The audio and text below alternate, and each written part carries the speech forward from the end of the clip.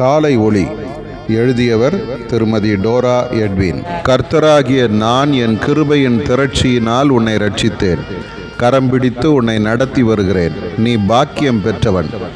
நீ இலவசமாய் பெற்றிருக்கும் ரட்சிப்பு எவ்வளவு விலையேற பெற்றது, எவ்வளவு பெரியது. இந்த உலகத்தின் பொன், வெள்ளி, புகழ், பதவி எல்லாவற்றுக்குமே ஒரு எல்லை உண்டு.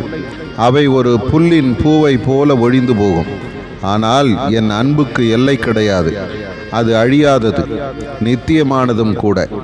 என் பிரசன்னம் எவ்வளவு இனிமையானது, எவ்வளவு வல்லமை நிறைந்தது. அது உன்னை பாதுகாக்கவும் வழிநடத்தவும் வல்லமை உள்ளது. பார்வோனின் சேனைகள் உன்னை பின்தொடரலாம், ஆனால் அவை உன்னை அழித்து விட முடியாது. அக்கினி சோதனைகள் வரலாம், ஆனால் அவை உன்னை பட்சிக்க முடியாது. சிங்கங்களின் நடுவில் நீ வாழலாம், ஆனால் அவை உன்னை சேதப்படுத்த முடியாது.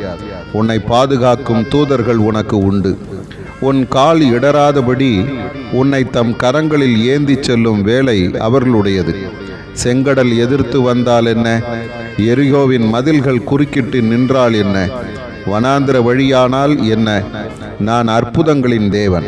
என் நாமம் அதிசயம் என்பது. உன்னை நடத்துவேன். பிறர் உன்னை ஒரு அதிசய முட்செடியாக காணட்டும். பற்றி எரிந்தும் வெந்து போகாதே. உன் சாட்சி நீ நிற்கிற இடம் பரிசுத்த பூமி என்பதாக இருக்கட்டும். ஆதார வசனம்: முட்செடி அக்கினியால் ஜுவாலித்து எரிந்தும் வெந்து போகாமல் இருந்தது. யாத்திராகமம் 3:2.